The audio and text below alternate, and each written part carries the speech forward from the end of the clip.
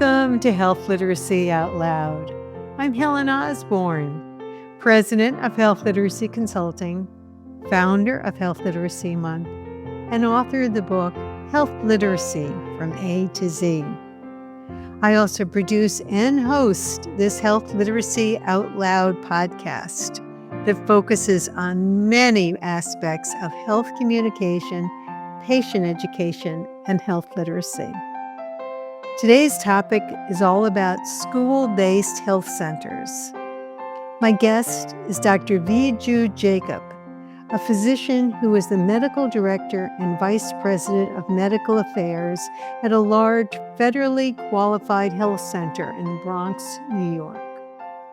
His day-to-day work includes oversight of 12 school-based health practices, 2 family practice sites, and 6 school-based dental practices. Dr. Jacob also focuses on regulatory and policy aspects of school-based healthcare at both the statewide and national level. Interestingly, as a new immigrant, Viju himself was a user of school-based health center, having received some of his earliest dental care from the school-based dental clinic at PS8 in the North Bronx. I recently had the privilege of visiting one of New York's school-based health centers and was wowed by its wide array of healthcare services. To me, this is health literacy in action. Welcome, Viju. Thank you so much, Helen, for having me. School-based health systems. I loved being there. I still picture that room where we all met. But your job, please describe to all our listeners, what is a school-based health center? So the easiest way I describe school-based health centers are if you think about a pediatrician's office or an adolescent physician's office, but just located inside a school building. So we typically are in the highest needs communities in New York, and we offer the entire spectrum of care: primary care, sick visits, vaccinations, blood work, everything you think about going to your child's doctor's office, we do in the school building.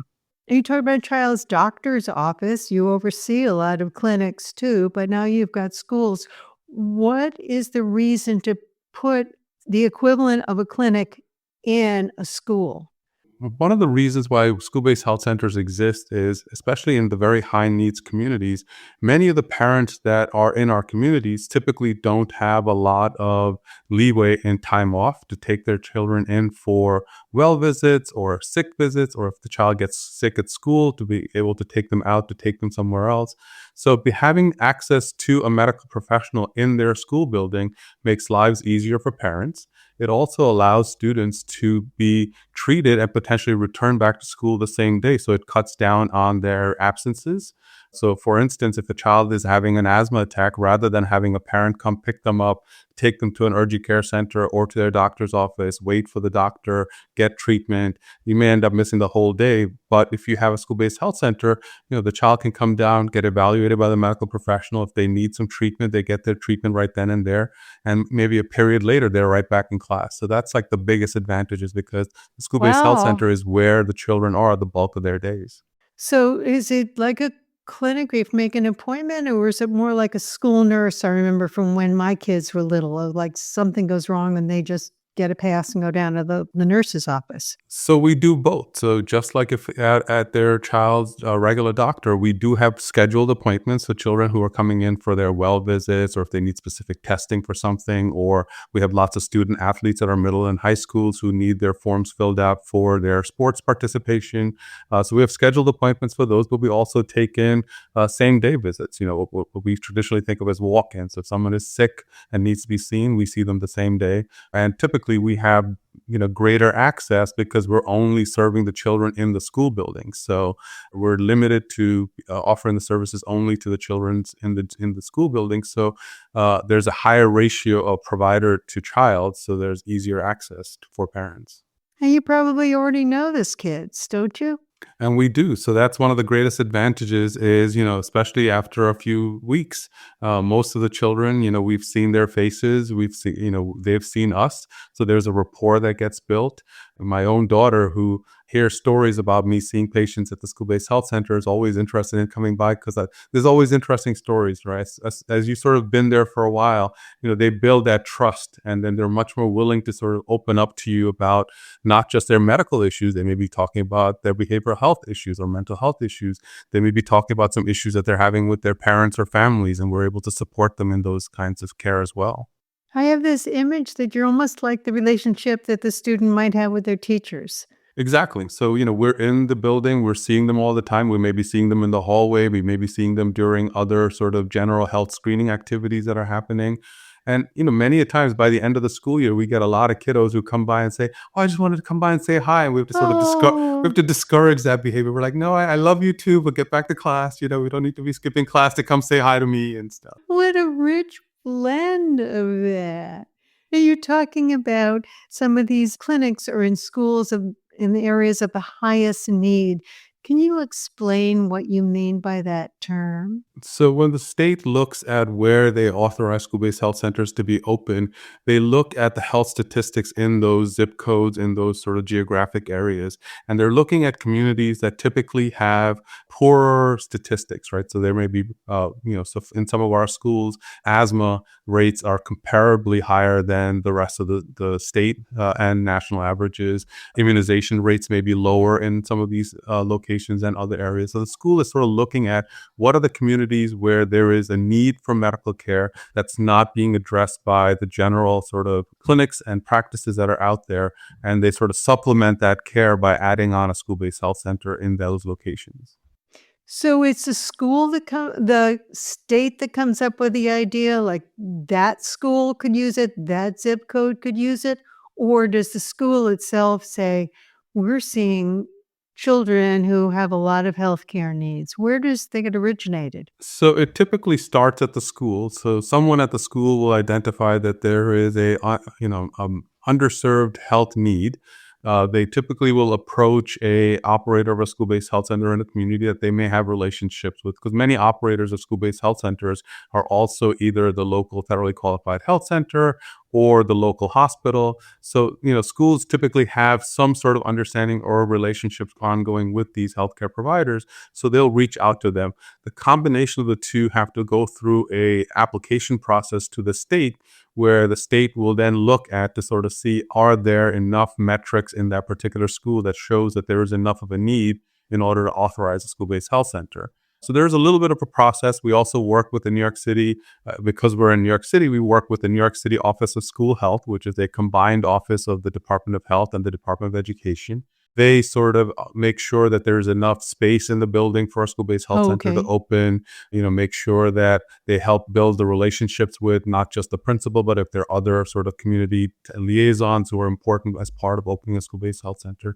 So it's sort of a trifecta between the school, the healthcare provider, and the two regulatory bodies, the New York City Department of Health and the New York State Department of Health.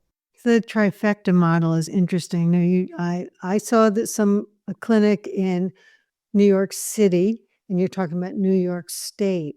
Our listeners are likely from all over the United States and perhaps all around the world. Is this something specific to New York? Where else do these clinics happen? Yeah, so the beauty of school-based health center is they exist in almost every state in the Oh, United States. New York happens to be one of the leading providers. So most years, New York State has the most school-based health centers that are operating, but they are a national phenomenon. And it's not just a New York City thing, although just like the population, there's a bulk of New York school-based health centers in New York City. School-based health centers operate throughout the state. And one of the largest operators of school-based health centers, not just in New York, but nationally, actually operates out of Cooperstown, where their school-based health centers, I believe, have 22 practices in the rural community. and Cooperstown, New York is much of a rural area. Yeah, very rural area. So I want to know more about the children who are served by this. So we talked about kind of that infrastructure that makes it happen and, some of the advantage of this. But the children who are being serviced by it, they're not just tend to maybe not get enough health care or to be a little bit sicker. Anything else about those children that you can talk about?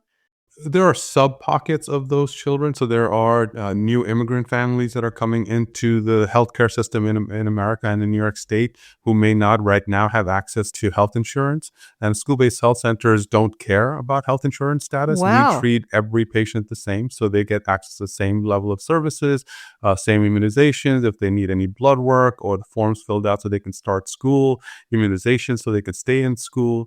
So those are sort of subpopulations of the overall population that we also serve. There are also sort of populations that when we first opened our dental practice in a school-based health center, although most children in New York State are insured, and although most children in New York State also have dental insurance, when we opened our school-based health center in the very first year, we noticed that the patients we were seeing, 50% of them, that was their very first visit to the dentist. So although they had insurance, doesn't mean they always have access to a dentist. So it was their first exposure to a dental practice. And of those children that we saw, almost 50% of them had untreated dental disease. So there was things going on with them that if we were not there, we would, they would never have received those services. Wow. Can I get back to what you told me I could share in your intro? That you yourself got your first dental care at a school-based clinic. Think back, what was it like for you to enter into this? And you said you were a new immigrant at that Yep, point. Can you yep. So share what you're willing to share about that experience, please? beauty of New York City. So, as a new immigrant to New York City, oh gosh, almost 35 plus years ago. So there actually wasn't a school-based health center in my building, but there was a school-based dental practice across the street. So periodically they would take one class at a time, across the Grand Concourse towards where PS8 was. And, we would sort of go see the dentist there. So new to the country, had no access to insurance, got my first dental care at Oh a my school-based health goodness. dental practice in the Bronx. And ironically, I drive past it practically every Sunday to get to the parish I actually attend in the Bronx. So it's still close to my heart. And your teeth got off to a good start And with my that, teeth got right? off to a good start. Yeah. And what about the relationship? I mean, you since had all life and now you're a doctor and you're overseeing all of this. What was that feeling like? I mean, you were a little guy going off to a dentist at a school across the street. Was it like, okay, or did you just do it because your teachers told you to or your parents told you to do it? Partially it was just because the teachers told us to, right? So my parents had no clue that these things existed, but because the school and the school-based health center and the teachers were aware of these sort of resources, they, sort of communicated that to my parents, and my parents, sort of made sure I went to the sort of care. I still remember they were very warm and welcoming because, you're alone in a dental office, right? As a Right. child, that could be scary, right? So they made it sort of warm and welcoming. And that's what I tell my staff now is, you know, uh, every child that walks through the door, you'd be surprised that that small interaction may have a long-term consequence. So always think about that, and it could be inspirational, right? So Dr. Jack Geiger, who started the community health movement, he always talked about a health center he had started in South Africa, where he sort of talked about it happened to be next to a road, and that road is what led to the next big town. And people that came to that health center sort of thought of the health center in a different way, not just as a health center. They thought of that's the road that leads me to the future. And I tell my staff, think Oh. about the children that are coming to the school-based health center. That may be the first time they're seeing a medical provider or a medical provider who's welcoming. So use that opportunity to sort of build those bonds, help the child and the family sort of get familiarized with healthcare and to access healthcare not just when they're sick, but for prevention, which is the greatest joy I as a pediatrician have, is to use those opportunities to prevent illness in children. Oh, what a story. What would you want to share from your doctor perspective now? What I like most, the reason I chose to be a pediatrician, I always tell people, is because I get the opportunity to build relationships with families over time. So it's not just a one-off visit. It's not just that I'm seeing them when they're sick. It's an opportunity for me to be part of their lives, to help, play my small role in making some of the decision making. And it's surprising the amount of times parents will come to me asking questions about their care, not necessarily the child's care, because I'm a trusted part of their relationship, right? Where they're like, Doc, do you mind if I ask you this? Does this sound right? So so that's the joy that I get, is being part of those families, right? Part of being seeing the I had a child who I saw as a diabetic. I think he was a 3K student when I first met him. So tiny little guy hiding Yeah. under the chair. Oh, When I first met him, didn't want to be anywhere near a doctor, to get his diabetes and his insulin and his syringes and his pokes and all those sort of things. Many years go by, I had lost track of him because he graduated from our elementary school. And I had lost track of where he went to and stuff. One day I got a call from my high school practice and they're like, Dr. Jacob, someone wants to say hi to you. And I'm like, oh, okay. who? And they're like, do you mind if I FaceTime you? And I'm like, sure. And they FaceTime me. And this tiny little kiddo who used to be under the chair is now this giganto adolescent. He was like, hi, Dr. Jacob. And I was like, oh my gosh, you are such a big guy, right? So that's the Well, impact, right? So I thought I'd lost him, but he comes back to school, sees the same sign, says urban health plan. I used to know a doctor there. Like, is he still here? And, he wanted to talk to me. So that's the joy of, being in a school-based health center. I have the joy right now when we're recording this, we're actually seeing each other's faces. And I see the joy on your face as you're talking about that. And I hear it. And I felt that joy when I came as a visitor to your school-based health system. Like, wow, I never knew about these. I don't know why I didn't know about this, but I'm delighted to have this platform of Health Literacy Out Loud to tell a lot of people about this. And And we're so glad for this opportunity. good. Okay. So let me tell you a little bit about the listeners for Health Literacy Out Loud. We may be clinicians. You're a clinician. I was in my earlier days. We may be people who are in public health, and you were talking about the role of prevention in there too, and vaccines. Or listeners, a large group of listeners might be from community organizations, not necessarily focused on health. It might be the library or immigrant groups or, whatever else. What have you learned that you might want to pass on to each of those populations about school-based health centers? So, school-based health centers I think of as a resource for every child that's in the building. So, we may only be seeing a portion of them for their healthcare needs, but we try to have an impact on every child that's in the building. So, we try to offer health literacy opportunities in the school. So, we'll talk to school-wide populations about puberty at the appropriate age group. We talk to families about the importance of making sure that children can come in for their well care. We talk to families about, as they get older, some of their reproductive rights and some of their reproductive protections that, adolescents and children should be thinking about as they sort of go through the age spectrum. We also offer them resources. So you sort of talked about community-based organizations and the library and all these sort of things. So we try to be a resource because that's just a school-based health center, where our sponsoring organization has existing relationships with the communities we're in. So we try to tie in patients and the students that come into our offices and sort of say, oh, I have this interest, I have this need. We have partners that we can tie them to. So, we try to be a big block of the community where we can sort of play an integral role in connecting our students to the resources that are available in our community. Just realized this wonderful intersection when I talked about Health Literacy Out Loud podcast. It's about health communication. It's about health education. You're doing that. It's about patient education. You have children who may have a chronic disease such as diabetes or asthma. And it's also just health literacy. It's like what's happening inside your body and how do you talk about that? That's phenomenal. Any tips you wanna get out there to any of these groups about ways that they can help? So, the easiest way to find out about school-based health centers that may be in your community is we have two wonderful organizations that represent us statewide. So on any of the web-based search engines, if you search for the New York School-Based Health Alliance, that is the advocacy body that talks about all the resources that are out there for school-based health centers statewide. We also have the New York School-Based Health Foundation, which helps support learning opportunities within the provider network that is the school-based health center. So opportunities for them to improve the kind of mental health care that may be offered at a school-based health center. So school-based health centers offer the entire spectrum of what we think of as healthcare. So there's medical care, there's mental health. Many of us offer dentistry. And some of us are actually now starting to offer optometry as well. It's a one-stop shop where we try to, address all the needs of this child while they're in our space. That is phenomenal. So how long have these school-based health centers been a thing?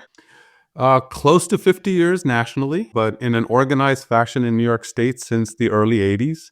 That's when the first officially sort of sanctioned school-based health centers started to operate. There were smaller practices before that. So Urban Health Plan's very first school-based health center was in 1992. And it started off as an asthma project originally. So, we had gotten some grant funding to do health education on asthma to the school population.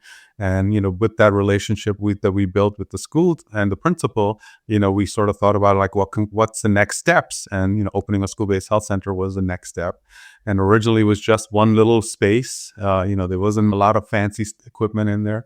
But the school valued us enough that when they did some renovation at the school, the principal actually budgeted for a clinic to be built in the new renovation. So that's how we got our very first school-based health center back in 1992. This has been a large part of your life from the time you were that little kid. 21 years officially, as a provider in the school-based health center world, and, forever as a child, using school-based health centers. So looking ahead, what do you see next? So you've experienced this on all aspects. At least from our interactions, you seem as passionate now as, it sounds like that's the way you've been all along. What would you like to see in the future? So in a perfect world, if we can get the funding for it, we would love to have at least a school-based health center in every school in New York City, because there are very few schools in New York City that don't qualify as high needs. It's purely funding that's holding us back. So if you think about it, there are almost 1,000 buildings in New York that have schools. There are multiple schools in each of those buildings. So, we only serve about 200 or so of those 1,000 buildings. So there are still a lot of children who could benefit from having a school-based health center in their practice. So, that's always been the goal of all of us who work in school-based health centers is to make sure that there is stable funding so that, we can offer these services to more locations. Okay. So cheering you on for that. And my wish would be that more school systems and healthcare organizations of some type would be hearing about this, maybe for the first time, as it was for me the first time recently, and go forth and see if there are opportunities where they live and work and care for people. So Viju, thank you for all you do now, for sharing your stories from the roots, and for making this all happen and sharing it with us on Health Literacy Out Loud. Thank you so much for having us here and for me to have an opportunity to speak about school-based health centers. As we just heard from Dr. Viju Jacob, it's important to think of all the many ways to provide health care and healthcare services, and that includes school-based health systems. But communicating and providing care in ways everyone can understand is not always easy. For help clearly communicating your health message, please take a look at my book, Health Literacy from A to Z.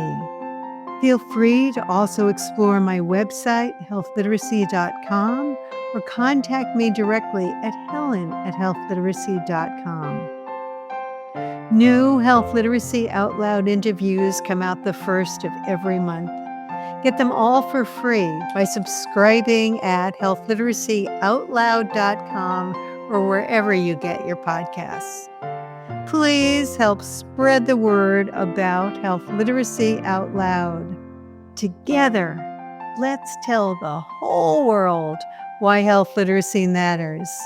Until next time, I'm Helen Osborne.